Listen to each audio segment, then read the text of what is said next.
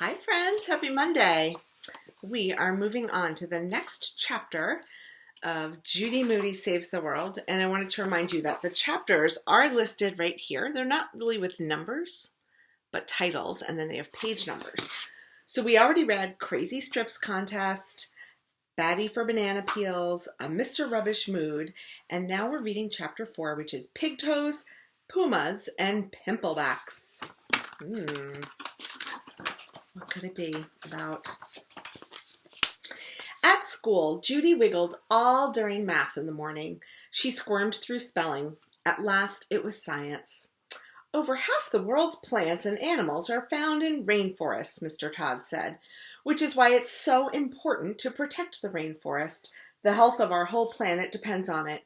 But did you know that there are endangered species right here in Virginia? Endangered species? Right here in Virginia? Judy leaned forward in her seat. If we want to take care of our planet, it helps to begin in our own backyard.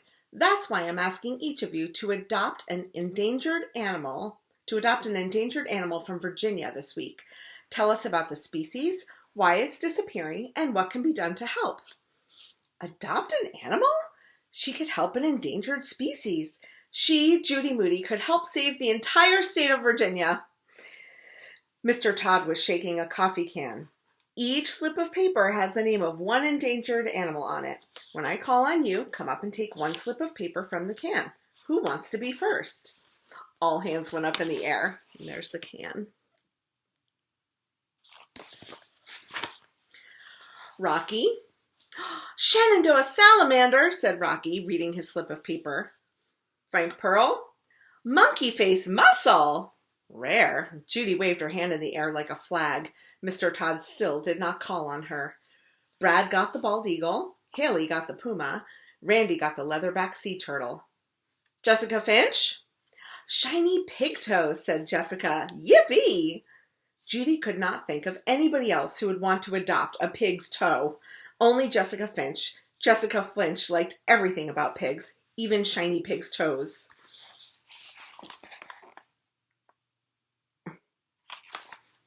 While Mr. Todd called out more names, Judy turned around and said to Jessica, A shiny pigtoe is a pig with nail polish. She cracked herself up. Judy Moody? Judy turned around, her hand the only one still left in the air. One left, said Mr. Todd. Come on up. Finally, Judy unfolded a small slip of paper. Northeast beach tiger beetle, she read. Northeast beach tiger beetle?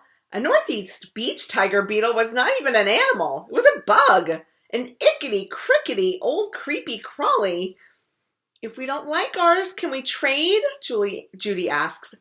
I'd like everybody to stick with their choices, said Mr. Todd. This is reminding me of sometimes when we say, you get what you get and you don't get upset. Does that sound familiar? Yeah. I'd like everybody to stick with their choices, said Mr. Todd. What if we never even heard of it? What if we don't even know what it looks like, said Judy. Well, that's the fun of it, said Mr. Todd. Find out. Go to the library and look at books and magazines, or search the web at the computer lab. And this Thursday, we'll be taking a class field trip to the museum, which should have information on all of your adopted animals. Big museum or little museum? Asked Frank. Little, said Mr. Todd. The class groaned. What would that sound like, the class groaning? Ugh. The big museum meant the Smithsonian in Washington, D.C., or the one with all the planes. The little museum meant the Science Museum down the street. It had toy trains, plastic dinosaurs, and 100-year-old pictures of Virginia stuff. The best exhibit there is cobwebs, Rocky said. And here are those three little swirly dots that we sometimes see to say that it's like a different moment or part of the chapter. When Thursday came, Judy wore her tiger-striped pajama pants to school in honor of the tiger beetle. At the museum, Mr. Todd introduced the class to the museum lady. This is Miss Stickley, and she's going to tell us about endangered species in Virginia. Miss Stickley looked like a stick bug. Even her socks were brown.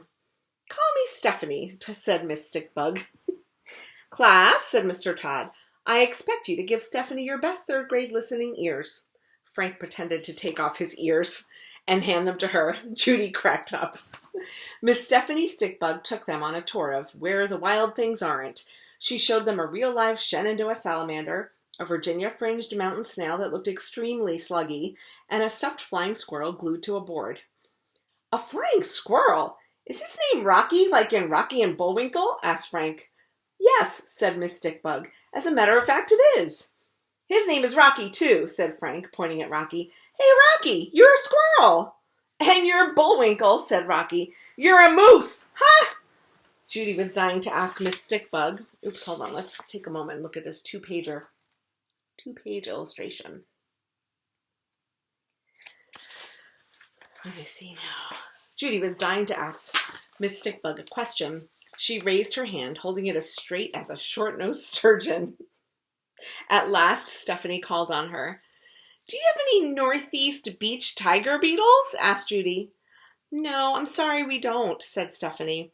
Those are endangered in Virginia, and that would be a good specimen for our collection.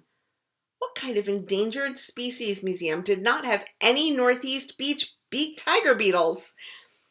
Do you have any cave isopods? Asked Jessica Smartypants Finch. What's an isopod? Asked Rocky. An isopod is a crustacean like a sobug, answered Stephanie. Think of it like a pillbug or a woodlouse. You'll find those in Arachnid Hall. Ick! A louse is lice, said Rocky. Judy still couldn't see why they didn't have any northeast beach tiger beetles. After all, they had a bunch of creepy crustaceans, licey isopods, and pillbuggy pests. Judy raised her hand again. She wanted to sound as smart as Jessica Finch. Excuse me, she said. Do you have any two-toed sloths here? Tropical tree hoppers? Nocturnal eyes? We don't have a rainforest exhibit, said Miss Stickbug, but it's a great idea. Maybe someday. The whole class got to touch an orange-foot pimpleback pearly mussel shell and hear a story about a dismal swamp shrew. Everything in this whole place is endangered, said Frank. My grade in science is endangered too, said Judy. Maybe she would have said that differently. She might have said, like, my grade in science is endangered too. Kind of like, Friend, that's the end of that chapter. I have to tell you, there are a lot of tongue twisters in that chapter. Whoo, boy. Okay. The next chapter is called Beetle Emergency. And the first word is the. It's coming right up.